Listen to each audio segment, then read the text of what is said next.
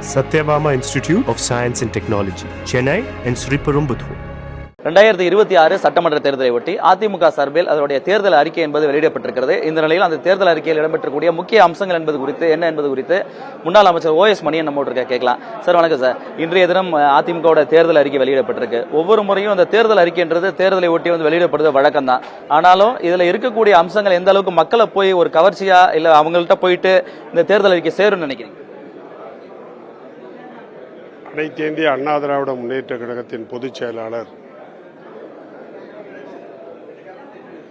NDA கூட்டணியின் வருங்கால முதலமைச்சர் அண்ணன் எடப்பாடியார் அவர்கள் இன்றைய தினம் தேர்தல் 2026 சட்டமன்ற தேர்தலுக்கான தேர்தல் அறிக்கையை வெளியிட்டிருக்கிறார்கள்.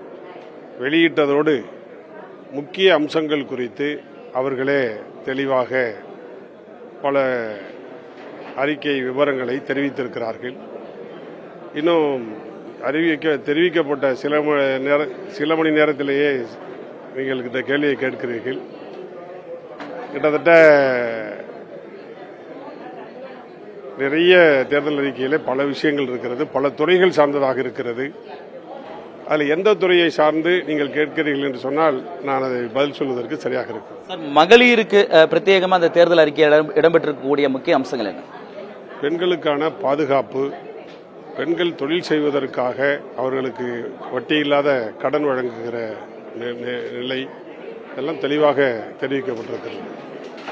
குடும்பங்களுக்கு தேவையான விஷயங்கள் பொருட்களாக என்ன அறிவிப்புகள் இடம்பெற்றிருக்கு? குறிப்பா ஃப்ரிட்ஜ் எல்லாம் கொடுக்கறத சொல்லியிருக்காங்க. ஃப்ரிட்ஜ் எல்லாம் மக்களுக்கு இந்த காலகட்டத்தில் தேவைன்றதை பத்தி சொல்லியிருக்காங்க. அதை பத்தி பெண்கள் இப்பொழுது இந்த காலங்களில் உணவு சமைக்கிறார்கள் என்று சொன்னால் அதுக்கான காய்கறிகள், பழங்கள் இதையெல்லாம் அடுத்த வேளைக்கு வைப்பது வழக்கம்.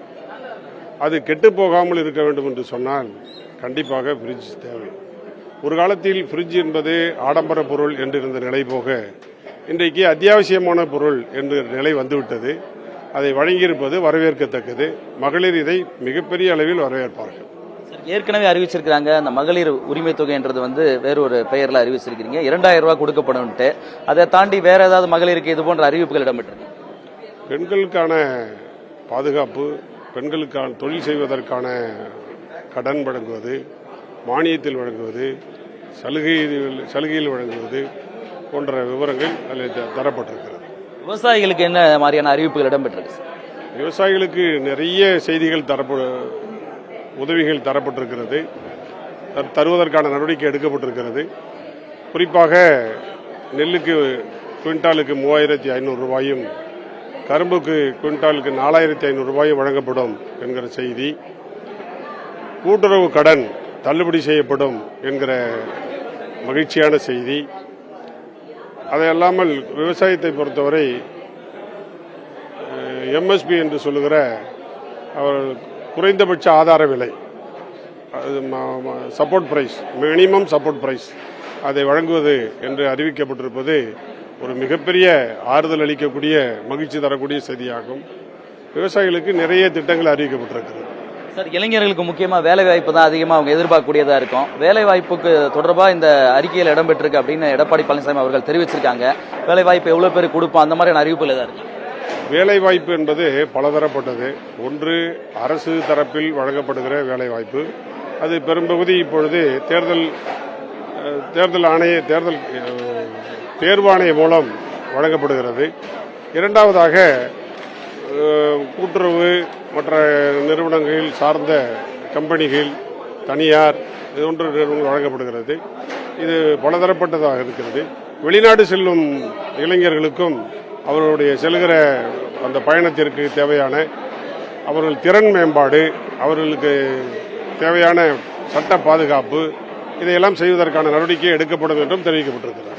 கடந்த காலங்களில் அதிமுக ஆட்சியில் செயல்படுத்தப்பட்ட திட்டங்கள் ஏதாவது தொடர்ந்து செயல்படுத்தப்படும் இதில் வாக்குறுதி கொடுத்துருக்காங்க.